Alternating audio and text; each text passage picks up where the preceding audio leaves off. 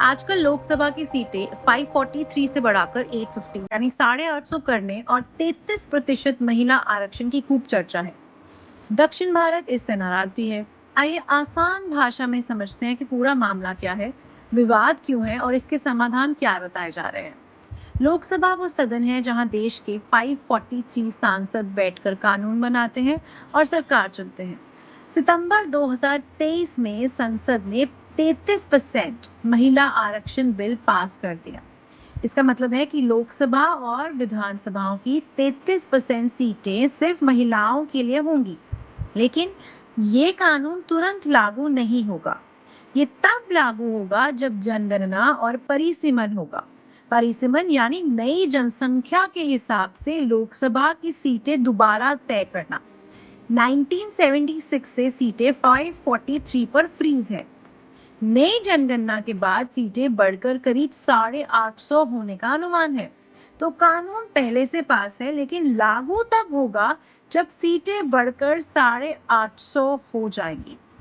सीटें जनसंख्या के हिसाब से बढ़ती हैं।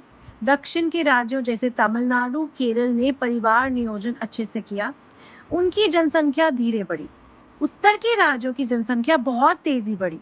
अब अगर सिर्फ जनसंख्या से सीटें बढ़ी तो उत्तर को बहुत ज्यादा नई सीटें मिलेंगी और दक्षिण की लोकसभा में हिस्सेदारी घट जाएगी। इसीलिए सीएम एम के स्टालिन कहते हैं कि हमें कम बच्चे पैदा करने की सजा मिल रही है। कांग्रेस अध्यक्ष सोनिया गांधी ने भी इसे संविधान पर हमला बताया। इस डर को दूर करने के लिए 4 मुख्य सुझाव चर्चा में है। पहला, सीटें मत बढ़ाओ। तमिलनाडु के सीएम एम के स्टालिन और दक्षिण के जॉइंट एक्शन कमेटी की मांग है कि 543 सीटें ही रखो और उसी में 33% महिलाओं को दो। ओडिशा के नवीन पटनायक भी फीस बढ़ाने के समर्थन में है। दूसरा, फॉर्मूला बदलो। तेलंगाना के सीएम रेवंत रेड्डी ने कहा कि सिर्फ जनसंख्या नहीं, टैक्स और विकास भी देखो। कर्नाटका के सीएम सिद्धरमैया भी इस तरह की बात करते हैं। तीसरा, परसेंटेज हिस्सेदारी वही रखो। जेएसी का प्रस्ताव है कि सीटें 850 कर दो, पर हर राज्य का परसेंटेज हिस्सा वही रहे जो 1971 में था। चौथा, राज्यसभा को ताकत दो।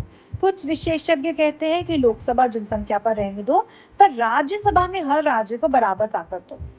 गृह मंत्री अमित शाह ने कहा कि दक्षिण की सीटें कम नहीं होंगी, पर तरीका अभी तय नहीं है। फिलहाल जनगणना और परिसीमन शुरू नहीं हुआ, इसलिए ये सभी सुझाव चर्चा में ही हैं।